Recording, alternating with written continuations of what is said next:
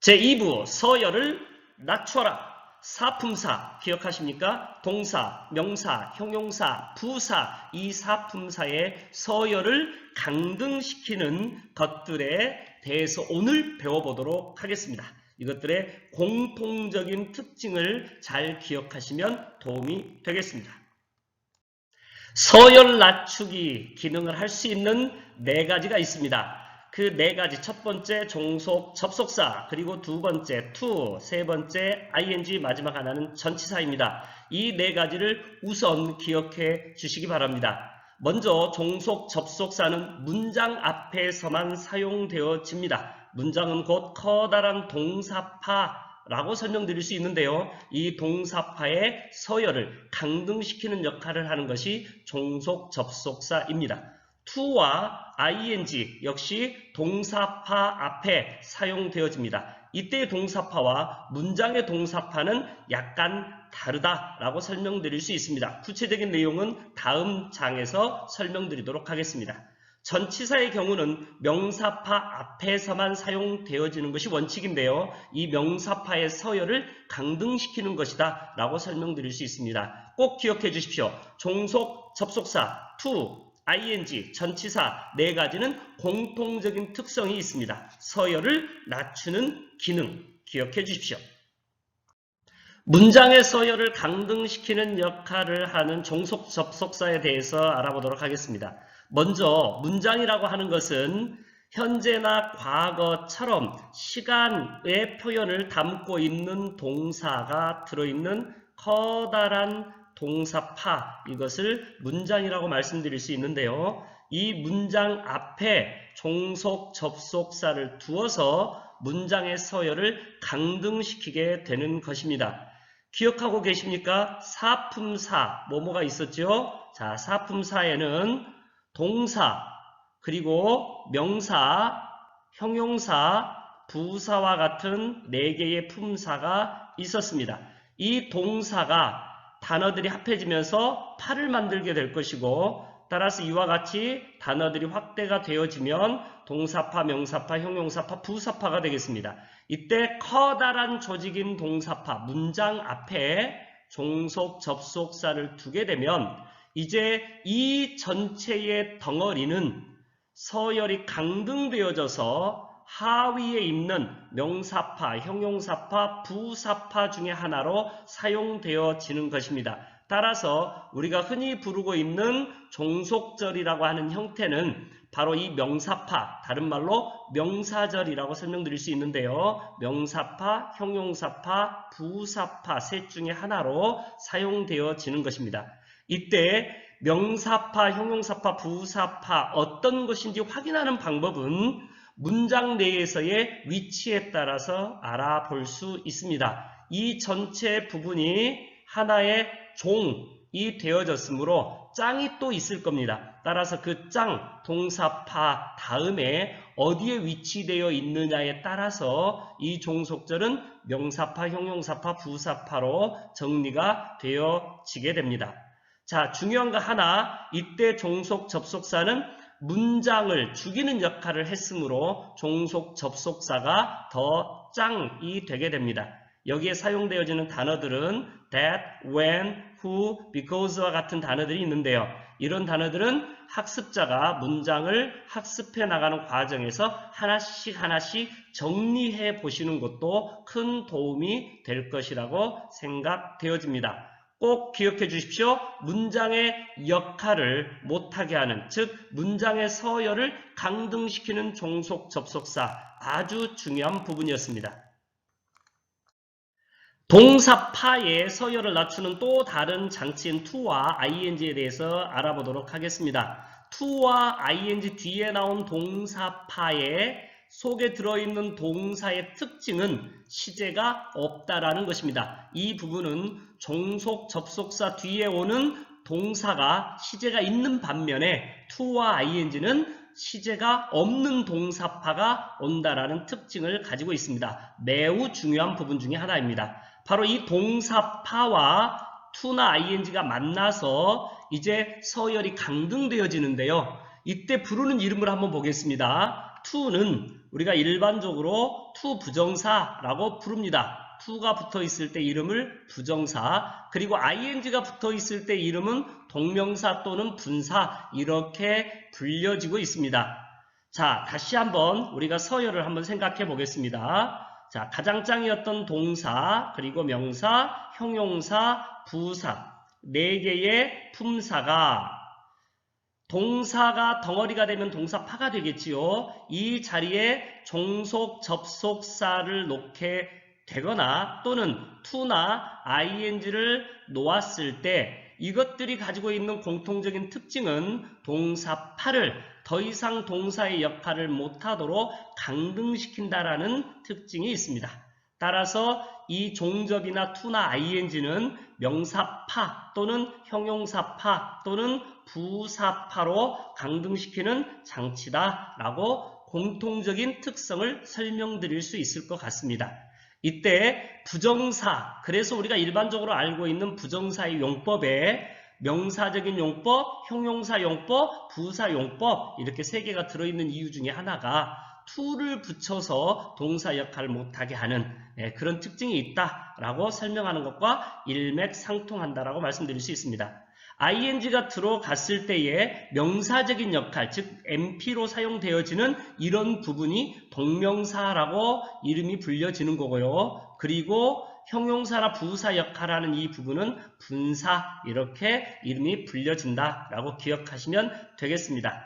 자, 전체적으로 정리를 다시 한번 해보면 종속 접속사와 그리고 to나 ing는 생긴 모양은 달라도 하는 역할은 비슷했다라고 말씀드릴 수 있는데요. 바로 동사파를 더 이상 동사파 역할을 못하게 하는 장치 정도로 크게 기억해 주시면 좋을 것 같습니다. 단 하나 큰 차이점이 있다고 한다면 바로 종접 뒤에는 시제가 있는 그런 동사파를 쓸 것이고 to나 ing는 시제가 없는 그런 동사파를 사용하게 된다는 겁니다.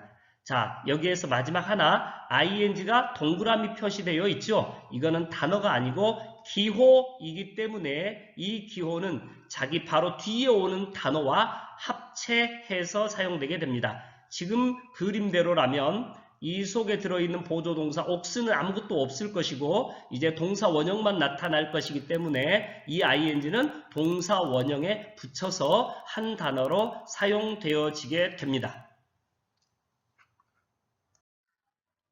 자, 서열을 강등시키는 마지막 장치, 전치사에 대해서 알아보도록 하겠습니다. 먼저 사품사를 다시 한번 살펴보겠습니다. 동사가 확장되어지면 동사파, 그 다음 가는 서열이 명사가 되겠지요. 그리고 형용사, 마지막 하나는 부사가 되겠습니다. 여기에 명사파를 더 이상 명사파 역할을 하지 못하도록 서열을 강등시키는 장치, 바로 전치사가 앞에 놓여지게 되면 우리가 흔히 전치사구, 또 다른 말로 하면 전명구라고 부르는데요. 이 부분은 더 이상 명사로서의 역할을 하지 못하고 서열이 강등되어지게 됩니다. 따라서 전명구는 형용사적인 역할 또는 부사적인 역할 둘 중에 하나로 사용되는 거죠. 이때 형용사적인 역할인지 부사적인 역할인지는 문장 내에서 어디에 위치되어 있느냐에 따라서 설명이 가능하다라고 말씀드릴 수 있습니다. 정리해 보겠습니다. 명사파의 앞쪽에 전치사를 두게 되어 두 개 서로 만나서 서열이 강등되어진 전치사구, 다시 말해서 형용사파 그리고 부사파의 형태로 사용되어지는 전명구가 만들어질 때 이때 짱은 전치사가 됩니다. 만약에 명사파가 짱이었다면 위쪽의 이름은 명사구로 사용돼야 됩니다. 명사파로. 하지만 지금은 형용사파, 부사파로 사용되는 걸로 봐서 전치사가 더 강했다라고 설명할 수 있습니다. 전치사로서는 on, of, in, with와 같은 단어들이 있는데요. 이 부분 역시 학습자가 문장 속에서 공부해 나가는 과정에서 전치사들을 하나하나 정리하시는 것이 훨씬 더 큰 효과를 가져올 수 있을 거라고 생각을 합니다. 자, 이제 구체적인 예문을 통해서 종속 접속사가 어떤 역할을 하게 되고 어디에 위치되어 있는지를 한번 살펴보도록 하겠습니다. 먼저 하나 보실 내용은 노란색으로 표시가 되어 있는 시제를 담고 있는 동사가 한 개가 아니라 두 개 있다라는 사실을 알 수 있습니다. 그 말은 커다란 문장, 즉 동사파인 커다란 문장이 두 개가 있다라고 말씀드릴 수 있는데요. 이 두 개의 조직이 서로 같이 합체해서 하나의 조직이 되는 것과 같은 겁니다. 자, 두 개 조직이 한 조직으로 갈 때 짱이 둘일 수 있느냐?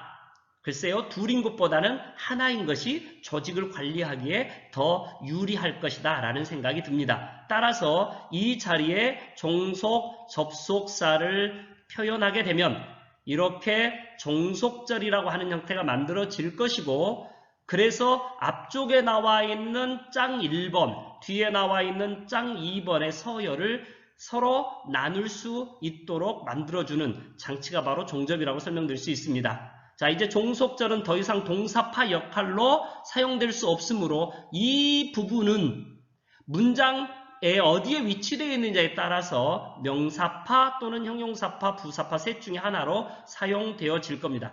다시 그림으로 와서 확인을 해보면 바로 이 자리에 종접이 있습니다. 이 종접을 중심으로 이렇게 종속절이 형성이 되어 있는데요. 이 종속절은 바로 앞에 나와 있는 the girl knew라고 하는 이 표현과 좀 구분되어 있는 모습을 확인해 볼 수 있습니다. 따라서 우리가 흔히 끊어읽기를 할 때 이 자리에 크게 이렇게 사설을 그어서 끊어읽는 그런 요령을 배우게 되는 것 중에 하나가 바로 이 종속절의 원리 속에 들어있다라고 설명될 수 있습니다. 자, 이제 이 종속절이 어떻게 해석이 되는지 해석의 순서를 한번 살펴보겠습니다. 해석 원리 기억하고 계십니까? 해석 원리는 위에서부터 아래쪽으로 내려왔다가 다시 마지막 위쪽으로 올라가는 과정을 겪게 됩니다. 이때 똘마니를 먼저 찾아서 해석하시면 되겠죠? 자, 명사파와 동사파 중에 똘마니는 명사파입니다. 따라서 이쪽으로 먼저 내려가게 되면 the girl 1번이 되겠고요. 끝나게 되면 이 부분을 끝을 내서 밖으로 나가시면 되는데요.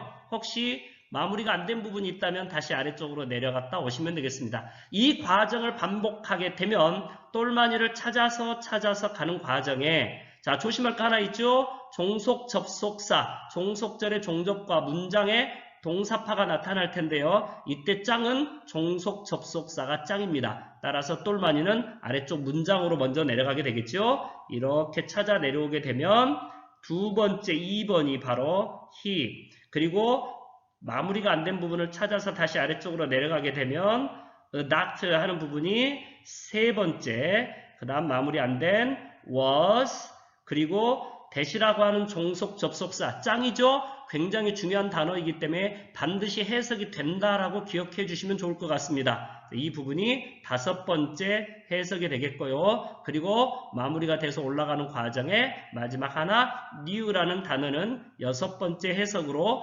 마무리를 해서 끝으로 나가게 되면 해석 순서는 다 잡히게 됩니다.